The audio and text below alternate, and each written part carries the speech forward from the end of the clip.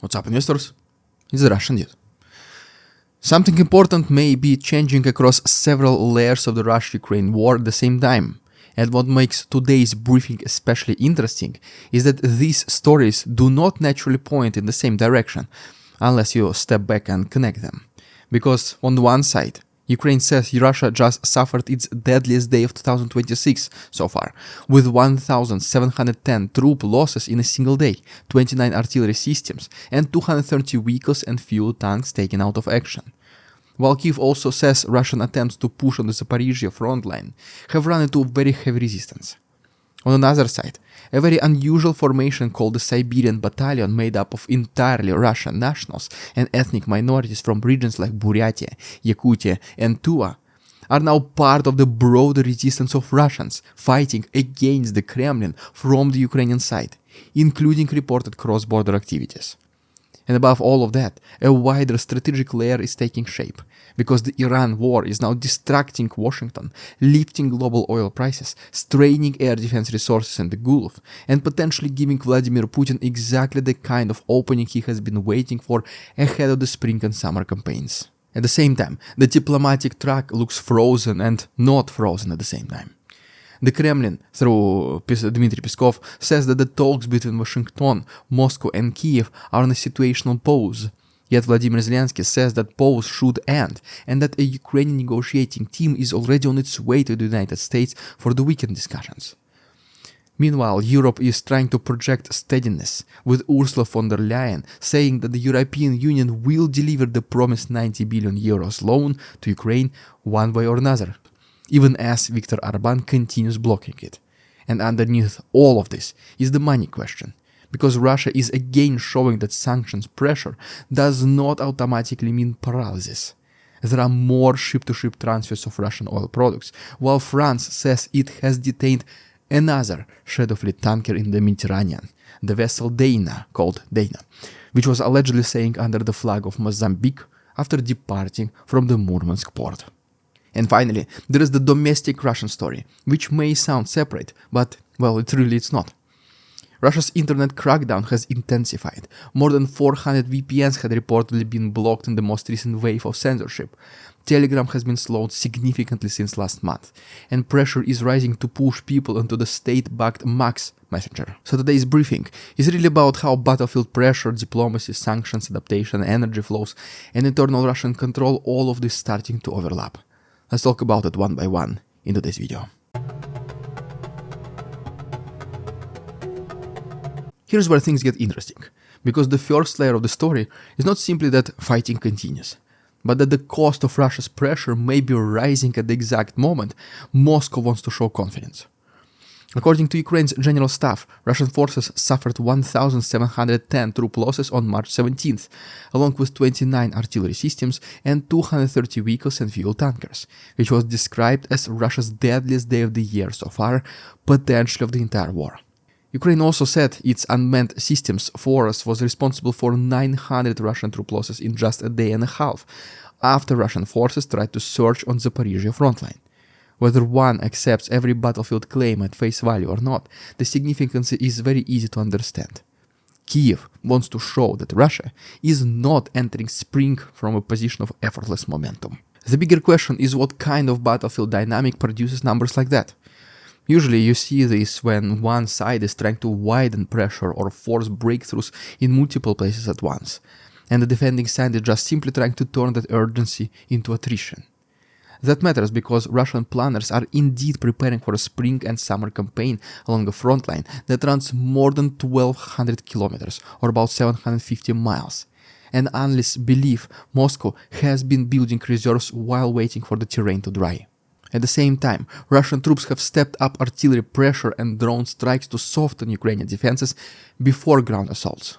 So one costly day may be telling us something way bigger. Russia may already be trying to set the conditions for a broader push, while Ukraine is trying to make that setup phase more expensive than Moscow ever expected. And that's not all, because right next to the conventional battlefield story, we get a completely different kind of signal from the Siberian Battalion. This formation, announced in October and trained through the winter, reportedly participated in a cross-border incursion alongside the Freedom of Russia Legion. It is described as the third unit established by Ukraine for Russian nationals who want to fight against the Kremlin. And it was designed specifically, especially for ethnic minorities from Siberia, including regions like Buryatia, Yakutia, Tuva, and others. Siberia itself covers 77% of Russia's territory, and 9 of the 10 poorest Russian regions by gross regional product per capita have substantial minority populations, with 5 of those located in Siberia. Even if formations like these do not transform the battlefield by themselves, they can transform the political meaning of the battlefield. When Andrei Yusov from Ukrainian intelligence says that the Freedom of Russia Legion, the Russian Volunteer Corps, and the Siberian Battalion act on Russian territory as independent units because they consist of Russian citizens and are basically at home, the message is very obvious, which is basically Ukraine wants Russians to see that opposition to the Kremlin is not only coming from Brussels, Washington, or Kiev, but from within the Russian social body itself, including from regions that have long been treated as just manpower reservoirs by Moscow. If Russia wants to present this war as a civilizational struggle with the West, then Russians crossing into Russia against the Kremlin complicates the story, to say the least. If Moscow wants to frame itself as the guardian of order in a vast multi-ethnic federation, then the appearance of an explicitly Siberian unit raises uncomfortable questions about who is really carrying the burden and who is really loyal. And that takes us directly into the next chapter. Because if Russia is facing these symbolic and battlefield pressures at the same time, then the outside geopolitical environment becomes much more important. By the way, it's weekend, so I wanted to mention that our Patreon has a free trial membership in case you're curious to see what kind of those combat videos I upload there daily. So the link is down below, go ahead and try it for yourself, no commitment, no nothing. So, just doesn't hurt to try, right? Thanks so much, now let's continue. Now imagine this. The war in Ukraine does not pause, but the world's attention shifts anyway. That is basically the strategic problem Ukraine is facing right now. With US brokered talks on hold because of the war in the Middle East, Vladimir Putin is expected to try to expand Russia's military gains through new offensives that could put even more pressure on Kiev. At the same time, surging global oil prices are filling Moscow's war coffers, while US air defense assets are being drained quickly by Iranian attacks across the Gulf, and also raising concerns that less will be available for Ukraine in the future. This obviously matters, because the Middle East story and the Ukraine story are not separate if they are competing for the same attention, the same political forces, the same interceptors, and the same urgency in Washington. Zelensky even offered US help by sending more than 200 military experts to the Gulf to share Ukrainian expertise in dealing with Shahed drones, something we spoke about in previous episodes. But Donald Trump brushed that off, saying that the United States did not need Kiev's assistance. Whether that response was tactical, political, or simply dismissive, it sends a signal that Ukraine now has to fight not only for the artillery shells and funding, but for also relevance inside the Washington agenda that has become much more crowded. And then comes the battlefield implication. Russian planners and generals are considering the spring and summer campaigns across the 1,200-kilometer front line, with possible offensive not only in Donetsk, but in several other sectors. Analysts have observed reserve buildup, and Russian operations are expected to gain tempo as the ground dries up. Ukraine, on the other hand, has tried to disrupt that by launching counterattacks in Dnipropetrovsk and Zaporizhia, where Russian forces have tried to establish bridgeheads aimed at advancing towards regional capitals that are important industrial hubs. If Russia even gets closer to threatening those areas, the psychological and economic impact would go well beyond a map update. But Moscow still has a structural problem. Even while Russia may be seeing an opportunity, it is also absorbing punishing casualty rates and has to keep recruitment flowing. That means that Russia is not operating from comfort. It is operating from a familiar formula, which is accept heavy costs, exploit distractions, monetize oil, and hope that the pressure accumulates faster on Ukraine than on Russia. And that leads us directly into the next question. If the war environment is giving Russia an opening, what exactly is happening with the diplomacy that is supposed to stop, or at least slow down, that opening? This next part is crucial, because one of the strangest developments in the last 24 hours is that both sides are describing the diplomatic track in ways that sound contradictory, yet somehow may both be true. The Kremlin says talks between Washington, Moscow and Kyiv are on the so-called situational pause, following the start of the Iran war. Dmitry Peskov used that exact phrase and said that as soon as Russia's American partners can pay more attention to Ukraine again, Moscow hopes the pause can end and new round can take place. That is pretty much a very careful way of saying, yes, the talks are stalled, but no, Moscow does not want to be seen as the side walking away from them. Zelensky gave completely the opposite emphasis. He said it was time to end the pause, that Washington had sent signals it was ready to continue negotiations, and that a Ukrainian negotiating team was already on its way to the United States for weekend talks. The best way to read this is not as a direct contradiction over facts, but as a contest over momentum and framing. Moscow wants this pause to look natural and unavoidable.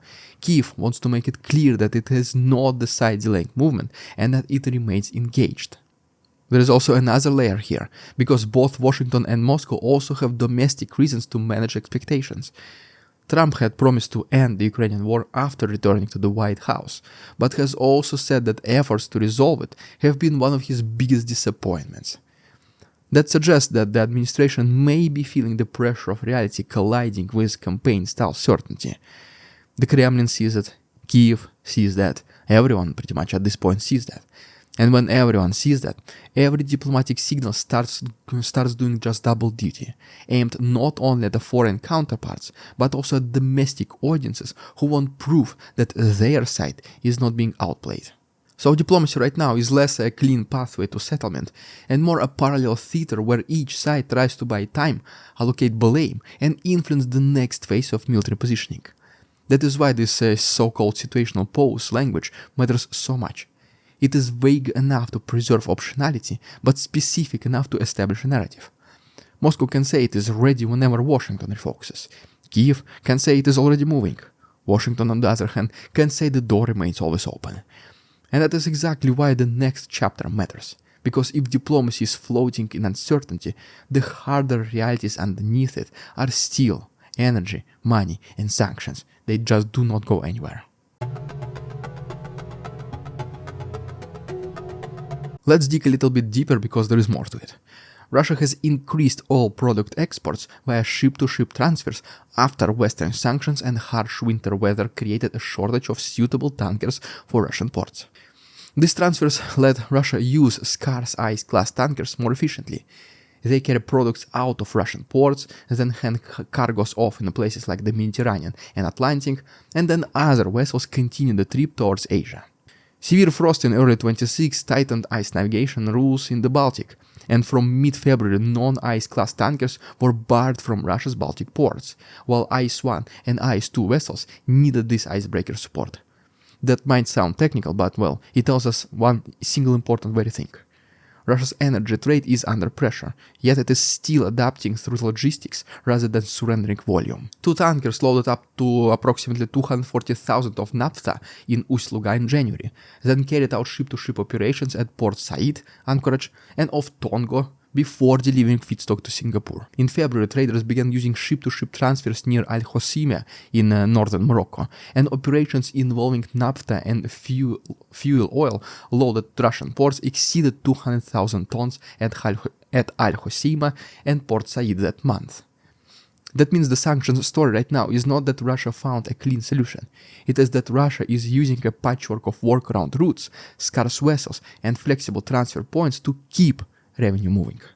And because the Iran war is also lifting oil prices, this even partial export success becomes way more valuable. But here is where it gets even more complicated for Russia. French President Emmanuel Macron announced that the detention in the Mediterranean of the vessel Dana, described as a part of Russia's shadow fleet. This is reportedly the second tanker from Russia's shadow fleet detained by the French military. According to France's maritime prefecture, the tanker was traveling from Murmansk, sailing under the flag of Mozambique, and was intercepted under Article 110 of the United Nations Convention of the Law of the Sea, because it was suspected of using a false flag. The operation was reportedly conducted jointly with the United Kingdom, and the vessel is being escorted for additional inspections. If Russia's answer is to make energy flows harder to track, then Europe's answer may be to make those flows riskier to disguise. That does not instantly shut down the shadow fleet, obviously, but it raises friction, insurance uncertainty, legal risk, and operational delay. And that pushes us naturally into the next question.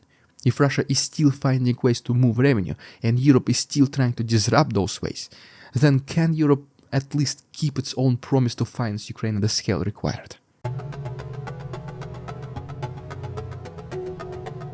Here is the part that probably stands out the most. Europe is trying to look united while also very clearly not working together efficiently. Ursula von der Leyen said that the European Union would find a way to pay out those promised 90 billion euros or $104.2 billion loan to Ukraine despite Hungary's resistance. Her phrase was simple and strong. She said, "We will deliver one way or another." That is politically important because it tells Kyiv that Brussels understands how dangerous the signal would be if Europe publicly promised this money and then allowed one government to freeze it indefinitely. But once leaders start using phrases like one way or another, it means that the institutional machinery is already moving towards workaround mode. Europe leaders failed to convince Viktor Orban to lift his blockade, and Antonio Costa called Hungary's resistance unacceptable. Then even German Chancellor Friedrich Merz went even further, calling Orban's veto an unprecedented act of serious disloyalty that damages the standing of the European Union. All that, as you can see, is very strong language inside the Union's system, because Brussels usually prefers diplomatic language, not just public accusations of disloyalty. And then there is a broader strategic layer here. The 90 billion euro debate is unfolding at the same time as the Iran war. Higher energy prices also added to the equation, growing demands of the Western resources as well. So the issue is not simply whether the European Union has the money. The issue is whether the Union has the political coherence to deliver that money quickly enough and credibly enough for Ukraine to plan around it. Loans on paper are not the same thing as money arriving on time to matter for procurement cycles, industrial outputs, budget stability and winter preparation. When Europe argues over Ukraine funding, Moscow sees not just delay, but proof of concept. The idea is that enough pressure, enough fatigue, enough energy anxiety, and enough internal European conflict can gradually convert solidarity into hesitation. That is why this chapter is bigger than the 90 billion euro figure itself. It is about whether Europe can prove that support for Ukraine remains a governing fact rather than just a recurring debate. And that, in turn, takes us to a place many people treat as a side issue, but really is pretty central to the war. What kind of system Russia is becoming internally as all of this continues to unfold? And why does Putin even need to attack the internet in Russia like never before? Let's talk about it in our final chapter. Before we finish, here is one last thing to consider, because Russia's internet crackdown may be one of the most important long-term stories in today's briefing. Mobile internet has been periodically shut down in some Russian regions for months, often after major Ukrainian drone attacks, and by mid-January Russia, for example, has blocked more than 400 VPNs, which was 70% more than the previous year, according to Kommersant. In recent weeks, the crackdown intensified in Moscow, and the government also moved against Telegram and WhatsApp. Last month, Russia slowed down Telegram, which has more than 1 billion active users, and investigated Pavel Durov as part of a criminal case tied to accusations of, guess what? Terrorism. Telegram is not just another app in the Russian context. It is one of the main spaces where soldiers, military bloggers, families, volunteers, opposition voices, regional administrators, rumor networks, and even pro-war commentators, all of them operate at the same time. If the Kremlin is pressuring Telegram while promoting Max, a state-backed messenger app already being pushed into schools and universities, basically the FSB tracker, then all of this is not just about cybersecurity. It's about rebuilding a digital environment where the state has more control over who talks, who organizes, who shares footage, and who questions official narrative. The more the war stretches out, the more Russia's domestic system starts to look like a regime preparing not for one emergency, but for a prolonged era of managed insecurity. Russian officials close to the Kremlin denied these measures were repressive and instead described them as essential for security and national unity against Western attempts to sow discord. But the very need for that language tells you that the center is very nervous. A government that expects more drone pressure, more wartime uncertainty, more social strain, and potentially more politically sensitive military setbacks has every incentive to tighten its grip on informational channels before those pressures intensify even further. To sum it all up, the biggest stories today are not just that Russia reportedly suffered one of the costliest days of the year, that the Iran war may be giving Moscow a geopolitical opening, or that peace talks are somehow paused and still moving at the same time. No, the bigger story is that all of these developments are interacting. Energy, diplomacy, battlefield tempo, European funding, sanctions evasions, and Russia's internal control system are all starting to move together. And when that happens, the next chapter of the war is usually closer than it looks. Guys, if you want more updates in this style with the wider strategic picture and not just isolated headlines, please subscribe and stay tuned. Don't forget about our Patreon, the link is down below. Thanks so much for watching, see you tomorrow.